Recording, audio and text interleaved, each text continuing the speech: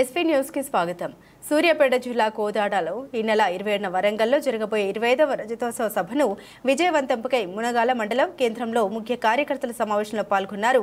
మాజీ ఎమ్మెల్యే బొల్లం మల్లయ్య యాదవ్ పాల్గొన్న BRS party నాయకులు, కార్యకర్తలు.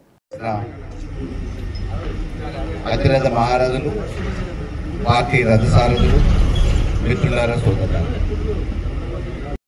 ఈరోజు మనం ఒక నిర్దిష్టమైన ప్రణాళిక పెట్టుకుంటున్నాం. ఆ ప్రణాళికలో భాగంగానే ఈరోజు వస్తామని ఉత్సాహంగా ఉన్న ఎంతో మందిని కూడా మళ్ళీ ఇంకో సమావేశానికి తీసుకుపోతాం. తప్పకుండా మళ్ళీ ఇప్పటి నుంచి మొదలైన సమావేశాలు రేపటి భవిష్యత్తులో ఈ కాంగ్రెస్ ప్రభుత్వ కాలంలో వాళ్ళ వైఫల్యాలను ఎండగట్టడానికి మన ప్రాంతంలో జరుగుతున్న సభలకి తప్పకుండా మిమ్మల్ని అందరినీ తీసుకుపోతామని చెప్పి ప్రధాన నాయకత్వం బయలుదేరాల్సిన బాధ్యత, అవసరం రెండు ఉన్నాయి.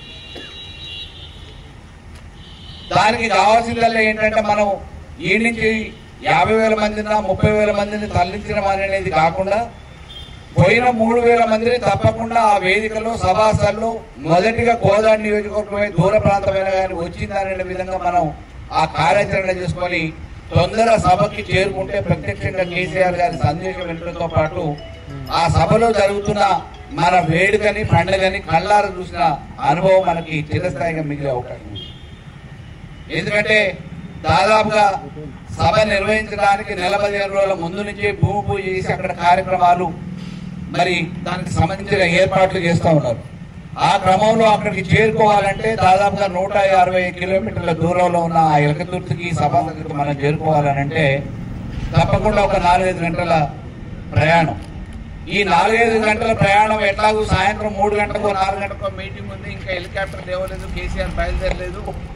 ఇంకా మామూలు నుంచి బయలుదేరితే ఎమ్మటే మామూలుగా మనకు టీవీలో వస్తుంది కదా, అది చూసినాక 14 సంవత్సరాల పోరాటం తర్వాత సాధించుకున్న తెలంగాణకి 14 సంవత్సరాలు అధికారాన్ని కొనసాగించిన తర్వాత యాదృచ్ఛికంగా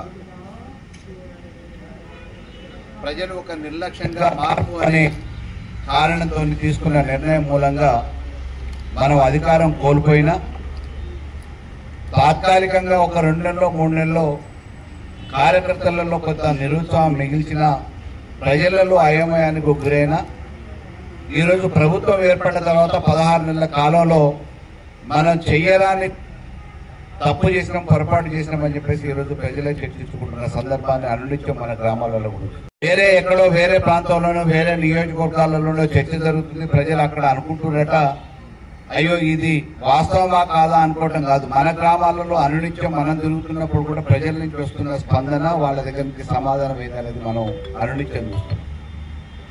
ఇవాళ కార్యకర్తలకే ప్రజలు చెప్తా ఉన్నారు, అయ్యో మన ఏదో జరిగింది పొరపాటు కానీ మళ్ళీ వచ్చేది మీరే అని చెప్పేసి మన కార్యకర్తలను ఉద్దేశించి గ్రామాలలో నాయకుల్ని ప్రజలే ప్రోత్సహిస్తున్నారు.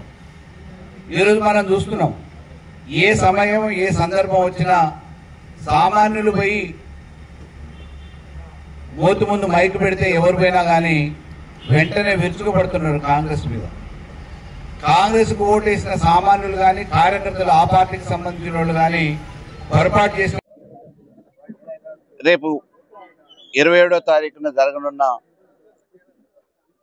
రజతోత్సవ సభని విజయవంతం చేయడానికి గ్రామాన కార్యకర్తలందరూ కూడా సన్నద్ధమవుతూ ఉన్నారు. ఆ క్రమంలోనే గతంలో సాయుధ పోరాటం జరిగినప్పుడు ఏ రకంగానైతే బండెనక బండి గట్టి 16 బండ్లు గట్టి అనే పాటను రూపొందించి దానికి అనుగుణంగా ఆ రోజు కార్యక్రమాలు జరిగినాయో అదే రకంగా బస్సు వెనక బస్సు పెట్టి 16 బస్సులు కాదు వందలాది బస్సులతోని ప్రయాణం కొనసాగించి రేపు ఈ కార్యక్రమంలో ఈ పండుగలో మనం భాగస్వామ్యం కావాలనే ఆలోచనతోనే కార్యకర్తలందరూ కూడా సన్నద్ధమవుతున్నారు. ఈ కాంగ్రెస్ వైఫల్యాలను ఎండగట్టడానికి ఈరోజు తెలంగాణలో జరుగుతున్న ఇబ్బందులను వైదొలగించడానికి మళ్ళా పార్టీకి పునర్వైభవం రావడంతో పాటు ఈ తెలంగాణకి మళ్ళీ తెలంగాణ ఉద్యమ సారథి కేసీఆర్ గారి నాయకత్వమే శరణ్యం అనే విధంగా, శ్రీరామ రక్ష అనే విధంగా ఈ సభను నిర్వహించుకోబోతా ఉన్నాం. ఈ 16 నెలల కాలంలో రైతులు పడుతున్న ఇబ్బందులు, అవస్థలు మనం కళ్ళారా చూస్తున్నాం. వాళ్ళు ఇచ్చిన హామీల్ని గాలి కొదిలేసి ఈరోజు గాలి మోటార్లలో ప్రయాణం చేసి ప్రజల్ని మాత్రం గాలి కొదిలేస్తున్నారు తప్ప వాళ్ళు విహార యాత్రల మాదిరిగా గాలి మోటార్లలో ప్రయాణాలకే పరిమితమవుతున్నారు తప్ప ఈరోజు ప్రజల్ని పట్టించుకునే పరిస్థితి లేదు. నియోజకవర్గాల అభివృద్ధి లేదు, తెలంగాణ అభివృద్ధి లేదు. ముఖ్యమంత్రి గారు స్వతహాగా మాకు అప్పు పుట్టే పరిస్థితి లేదు అని చెప్పి దీనావస్థలో ముఖ్యమంత్రి మాట్లాడుతున్నాడంటే ఇంతకంటే దౌర్భాగ్యం ఇంకోటి లేదు, దురదృష్టం ఇంకోటి లేదు. కాబట్టి ఈరోజు తెలంగాణని కష్టపడి ప్రాణాలకు తెగించి సాధించుకున్న ఈ తెలంగాణని కాపాడుకోవటానికి ఈరోజు మాయమాటలతోని మభ్యపెట్టి మోసం చేసి అధికారంలోకి వచ్చిన ఈ కాంగ్రెస్ వైఫల్యాన్ని ఎండగట్టడంతో పాటు తెలంగాణ ప్రజానికాన్ని తెలంగాణ అభివృద్ధిని కొనసాగించడం కోసం రేపు రానున్న భవిష్యత్తులో కేసీఆర్ గారి నాయకత్వమే శరణ్యం అని చెప్పేసి ఈరోజు ప్రజలు భావిస్తున్నారు. దానికి అనుగుణంగానే రేపు సభను నిర్వహించుకోబోతున్నాం. దీంట్లో అందరూ కూడా భాగస్వామ్యం కావాలని చెప్పేసి మనసా వాచా కోరుకుంటున్నాం.